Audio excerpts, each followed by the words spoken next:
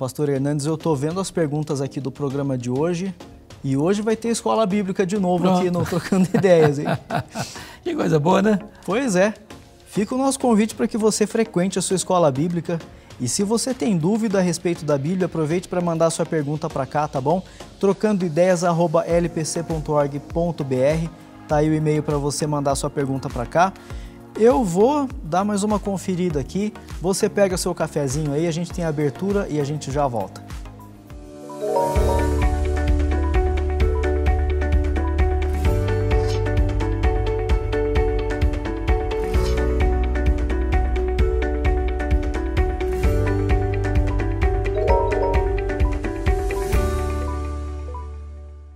Pastor Hernandes, como o senhor está hoje? Animadíssimo. Estou daqui a pouquinho indo para Pinheiros. Vamos ter uma programação hoje lá da Mulher Esperança, 2h30 da tarde. Daqui a pouquinho estou indo para lá. Que coisa boa. E por falar em escola bíblica, tem escola bíblica lá na igreja, não tem, pastor? Modelo. A Escola Bíblica da Igreja Presbiteriana de Pinheiros é uma escola modelo para as crianças, para adolescentes, para jovens, para casais. Idosos? Idosos também. É uma coisa fantástica. Coisa boa, hein? Coisa boa, maravilhosa. Espera aí que a gente vai falar mais da igreja mais tarde, mas agora a gente vai começar então o programa de hoje com a pergunta da Ana Ferreira. Boa tarde, reverendo Hernandes e Tiago. Tudo bem? Tudo bem, Ana. Obrigado, viu, pela sua pergunta aqui, pela sua participação com a gente.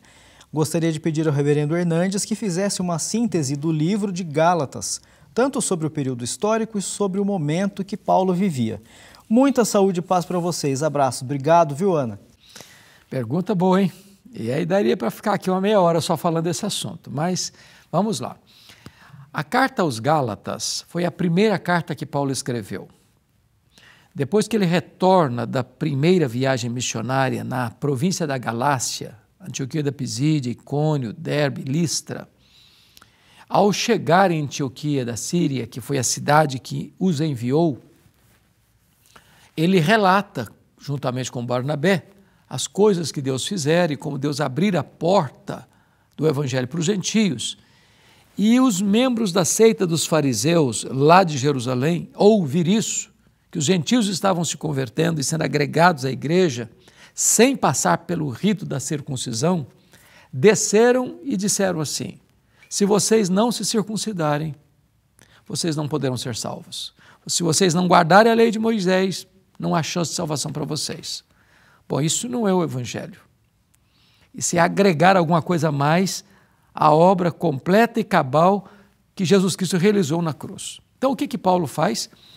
Paulo escreve esta carta, depois do concílio da igreja de Jerusalém, primeiro, para mostrar que qualquer acréscimo à obra de Cristo, ou seja, ao evangelho que ele estava pregando, ainda que fosse um anjo que viesse do céu para fazer e falar dessas novidades, deveria ser prontamente rejeitado. Então, a carta aos Gálatas, Tiago, foi escrita nesse contexto histórico. E a plataforma desta carta é a grande bandeira de alforria da igreja. E Paulo tem o cuidado de afirmar que nós não somos salvos pela lei. Impossível. Não que a lei não seja boa, Paulo diz em Romanos que a lei é boa, ela é espiritual, ela é santa, só que o problema é que a lei lida com um pecador, que sou eu, que não sou perfeito. A lei exige perfeição. A Bíblia chega a dizer o seguinte: se você guardar toda a lei e tropeçar num único ponto, você é culpado da lei inteira. Maldito é aquele que não perseverar em toda a obra da lei para cumprir. De tal forma que o papel da lei não é me salvar. O papel da lei, diz Paulo em Gálatas, é servir de aio, de pedagogo, para me pegar e me levar ao Salvador. Eu diria o seguinte: a lei é como o prumo de um pedreiro. Ele bota o prumo e sabe se a parede está torta, mas o prumo não endireita a parede. É como uma lanterna, você está andando de noite. Você consegue ver a pedra no meio do caminho, mas ela não tira a pedra.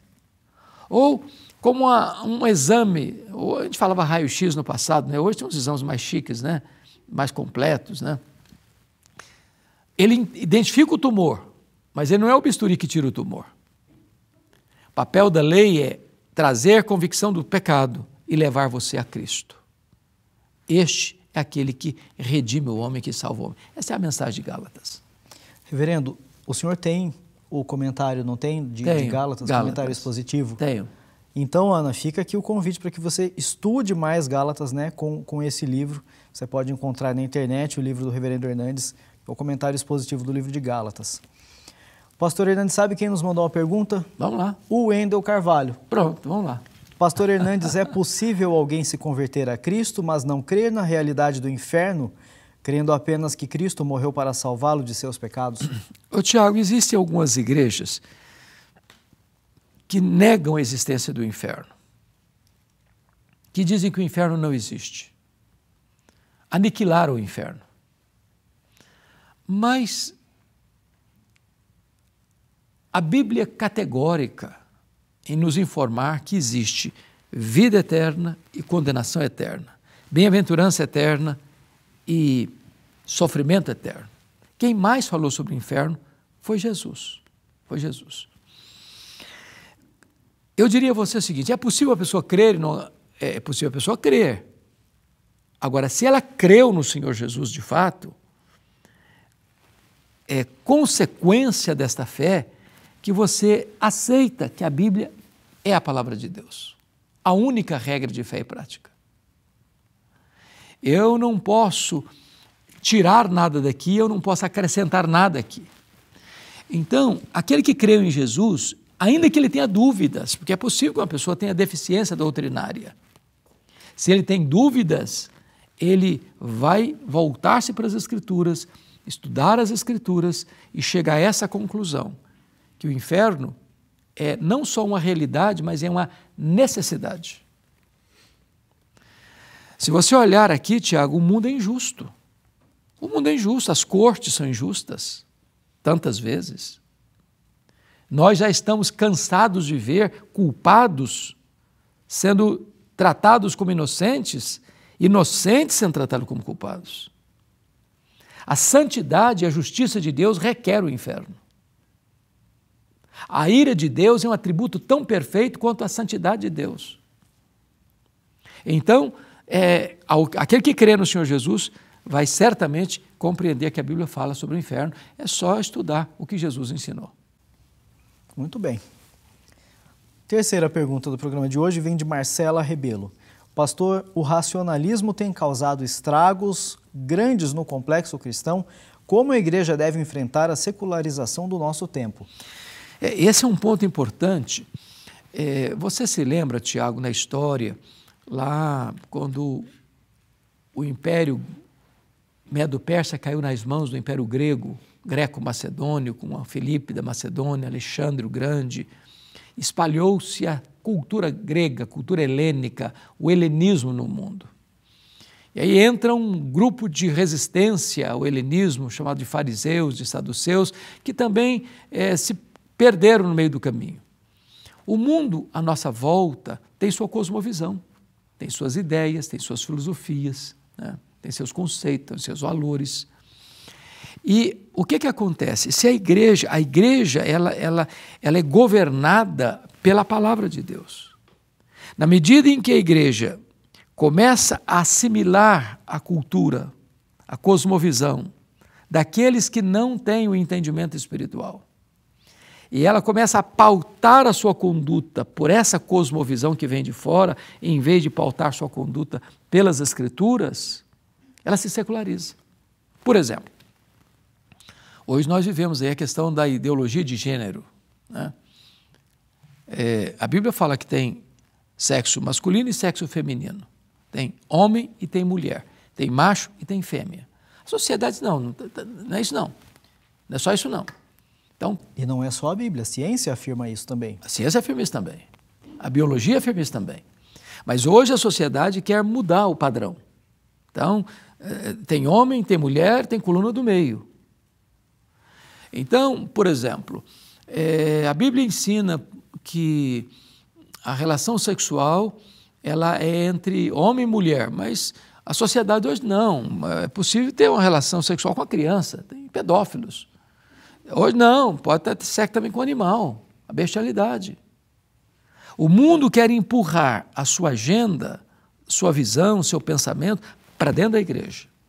Não, o sexo para nós, à luz da Bíblia, é no casamento. Não, qualquer pessoa pode ir para a cama. Não precisa ter aliança, não precisa ter compromisso. O homem é um ser instintivo. O sexo é um instinto animalesco. O homem não pode reprimir isso, senão ele fica doente. Então, toda vez que a igreja permite que esta pressão de fora determine a sua visão e o seu comportamento, ela se secularizou. Ela perdeu a capacidade de ser sal que salga, de ser luz que ilumina. Ela se perdeu. Ela foi engolfada, ela foi engolida pelo sistema. E Paulo diz assim: não vos conformeis com este século, mas transformai-vos pela renovação da vossa mente, para que experimenteis qual seja a boa, agradável e perfeita vontade de Deus. Esse versículo é o remédio, então, contra isso tudo. Contra isso tudo, exatamente. Pastor Hernandes, muito obrigado, então, pela sua disposição, pelo seu tempo aqui conosco. É uma honra. Eu quero passar a palavra ao senhor para que o senhor conte mais a respeito da Igreja Presbiteriana de Pinheiros para os nossos amigos lá em casa. Pois bem, muito bem, gente. Então, me permita falar com vocês sobre a Igreja Presbiteriana de Pinheiros. Ela fica em São Paulo, na Avenida Doutora Ruth Cardoso, 6.151, do lado da Ponte Cidade Universitária. Esta igreja é pastoreada pelo reverendo Arival Dias Casimiro. Eu tenho o privilégio de ser um dos pastores colaboradores da igreja. E é uma igreja dinâmica, viva, operante, missionária, uma igreja que estende o braço ao aflito, necessitado, uma igreja que tem sido muito presente nas mídias sociais com o propósito de levar o evangelho às nações. São, Tiago, mais de 100 nações hoje que são alcançadas pela mensagem da Igreja Presbiteriana de Pinheiros, sobretudo porque também os sermões estão sendo legendados em mandarim, em russo, alemão, francês, inglês, espanhol, italiano, e tudo isso para que esta mensagem alcance as nações. Se você mora em São Paulo, venha participar com a gente. Será uma alegria receber você.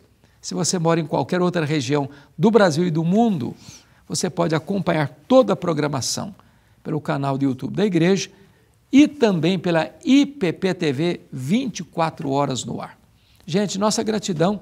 Deus abençoe muito sua vida. Tiago, privilégio estar aqui com você, viu? O privilégio é nosso, pastor.